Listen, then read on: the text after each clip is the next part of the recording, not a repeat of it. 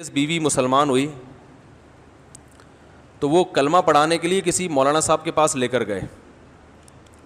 مولانا صاحب نے اس کو دیوار کے پیچھے بٹھا دیا, اس انگریز خاتون کو, اور پتہ نہیں اشاروں سے کلمہ, آواز بھی نہیں جا رہی تھی تو وہ اس کو کوئی اشاروں سے کلمہ پڑھائے. وہ بیچارے بہت ہی سیدھے سادے سے ہوں گے, تو وہ انگریز خاتون ڈر گئی نا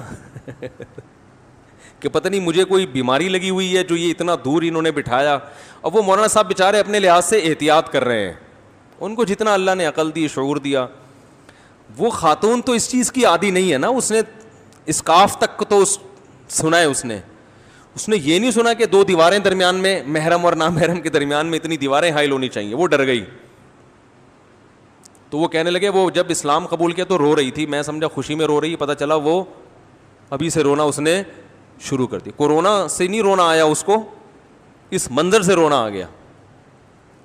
تو اب وہ بیچارے مولانا صاحب, انہوں نے اپنے لحاظ سے بہرحال جو وہ سمجھتے تھے صحیح کیا, لیکن اگر ان تھوڑا سا وہ اس کلچر کو سمجھتے, صحیح ہے نا, اور اسلام کی جو یہاں جتنی گنجائش دی ہے اسلام نے اس کو سمجھتے, تو اتنا ڈراؤنا اسلام بنا کے اس کے سامنے پیش نہ. وہ اپنے لحاظ سے, میں ان پہ طنز نہیں کر رہا, وہ بیچارے گاؤں کے دیہات کے جتنی اللہ نے ان کو سینس دی اس حساب سے کیا.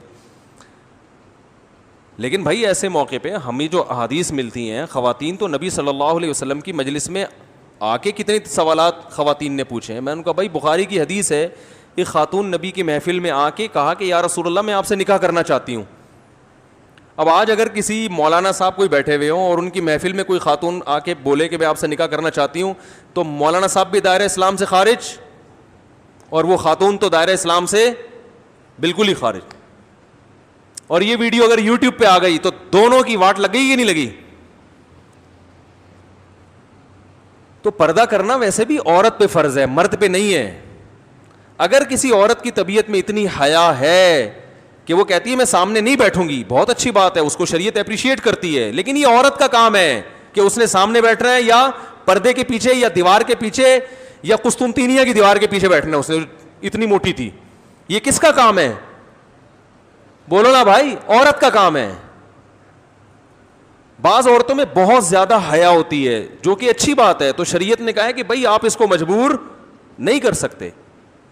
میں نے جب شروع میں کال ٹائمنگ کا 2007 میں نا میں نے سلسلہ شروع کیا, تو میں نے اناؤنس کیا کہ بھائی جو خواتین آواز کا پردہ کرتی ہیں تو وہ ای میل پہ مسئلہ پوچھ لیں, اور جو فون پہ ڈائریکٹ بات کرنا چاہتی ہیں تو یہ ٹائم ہے. سو بعض لوگوں نے اعتراض کیا, کیا مطلب, یہ کیا مطلب, یہ کیا ہو رہا ہے بھائی؟ اگر ڈائریکٹ بات کرنا خاتون کا برا ہے تو پھر ہر ایک کے لیے برا ہے, پھر سب ای میل پہ پوچھیں, اور اگر برا نہیں ہے تو باقی ای میل پہ کیوں پوچھیں, وہ ڈائریکٹ کال کر کے پوچھیں. تو یہ سمجھ لیں, یہ جو میں بات سمجھانا چاہ رہا ہوں نا, اب اس واقعے سے سمجھ میں آئے گی.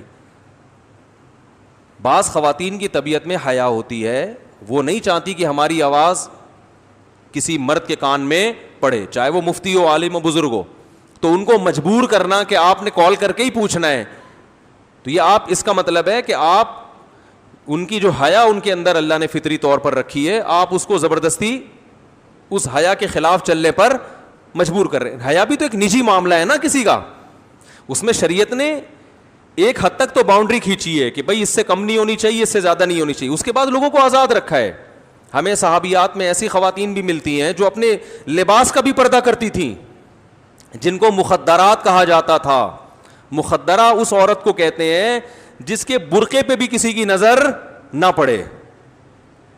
جب یہ ہم حدیثوں میں پڑھتے تھے تو ہمیں سمجھ میں نہیں آتا تھا, ایسی عورتیں بھی ہوتی تھیں. تو ہماری دادی ہمیں بتایا کرتی تھیں, اللہ ان کی مغفرت فرمائے, کہ ہندوستان میں وہ بتاتی تھیں کہ جو مالدار عورتیں ہوتی تھیں نا وہ اسی طرح پردہ کرتی تھیں. تو چونکہ دادی کا ہمارے بہت مالدار فیملی سے تعلق تھا, تو وہ ہمیں بتاتی تھی کہ ہم جب گھر سے باہر نکلتے تھے تو گلی کو دونوں طرف سے بند کیا جاتا تھا, سمجھ رہے, تمبو لگا کے گھر کو نا, اس طرح سے بھی ادھر سے بھی. پھر ڈولی میں بیٹھتے تھے اور وہ ڈولی اٹھا کے, بھائی گدھے گھوڑوں پہ سفر نہیں, جو عورتیں ہیں نا وہ اس طرح کرتی تھیں سفر, پھر اس ڈولی کو بٹھا کے گدھا گاڑی پہ رکھیں یا بیل گاڑی پہ رکھیں یا جہاں بھی لے جا کے رکھیں. تو بڑے گھروں میں یہ علامت سمجھی جاتی تھی, یہ فخر کیا جاتا تھا, بھائی ان گھر کی عورتیں ایسے پردہ کرتی ہیں کہ ان کے لباس پہ بھی کسی کی نظر نہیں پڑتی. تو اس میں اگر کوئی حرج نہ ہو تو اس میں کوئی گناہ نہیں ہے. لیکن اگر کوئی عورت یہ پردہ نہ کرنا چاہے تو آپ اسے مجبور نہیں کر سکتے, کیونکہ صحابیات میں ایسی عورتیں بھی تھیں جو اس طرح پردہ نہیں کرتی تھیں. تو ایک تو واجب پردہ ہے, اس کی تو شریعت نے حکام بیان کر دی ہے, اس سے اوپر کیا ہے, مستحب ہے, غریبی ہے. تو اگر کسی کوئی حرج واقع نہ ہو رہا ہو تو عورت جتنا مرضی پردہ کر لے, شریعت نے اس پہ پابندی نہیں لگائی. ہاں وہاں لگائی ہے جہاں کوئی حرج ہو رہا ہے. مثال کے طور پر حرج کبھی دنیاوی ہوتا ہے, کبھی اخروی ہوتا ہے.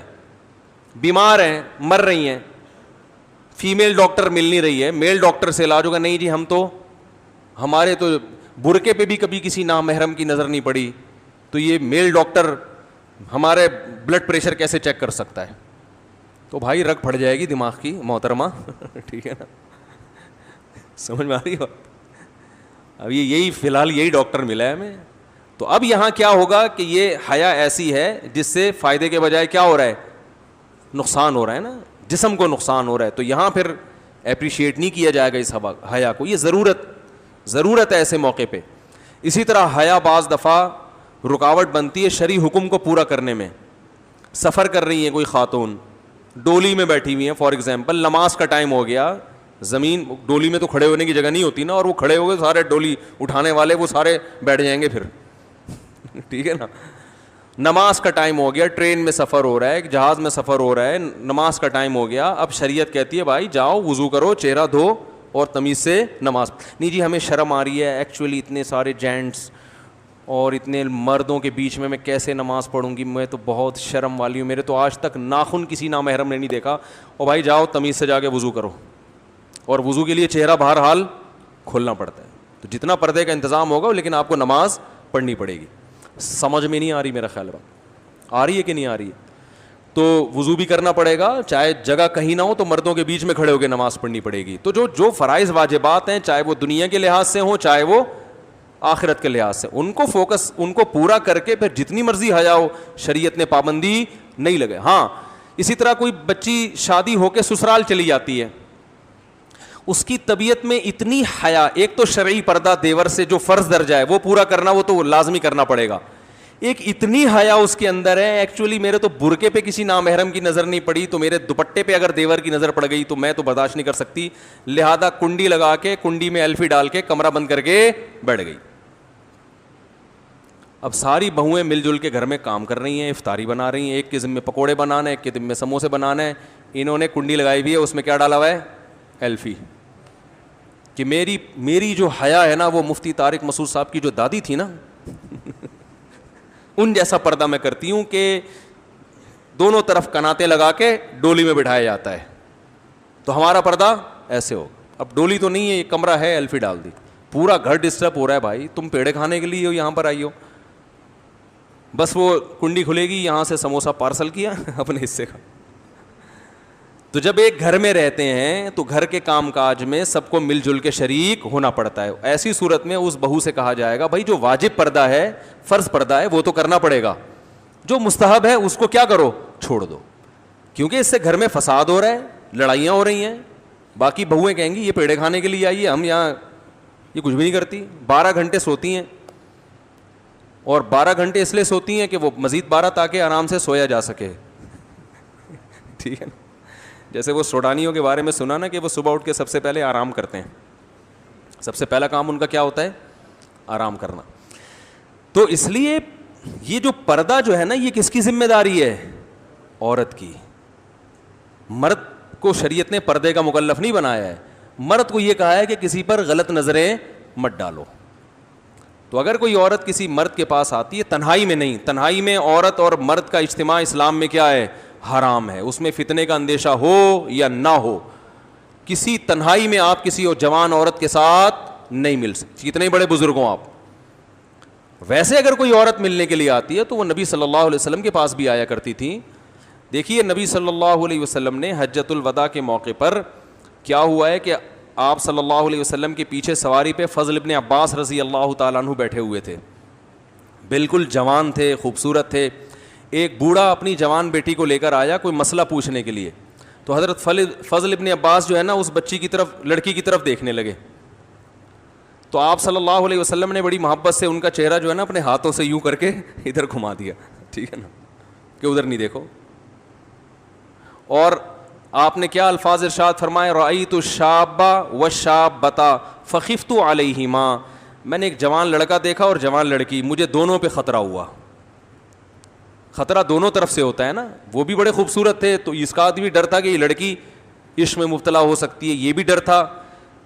حالانکہ نبی صلی اللہ علیہ وسلم کے چچا زاد بھائی ہیں, اہل بیت میں سے ہیں, لیکن انسان تو انسان ہے نا, پہلے مرد ہوتا ہے, بعد میں وہ کچھ ہوتا ہے, عورت پہلے عورت ہوتی ہے, بعد میں وہ کچھ ہوتی ہے.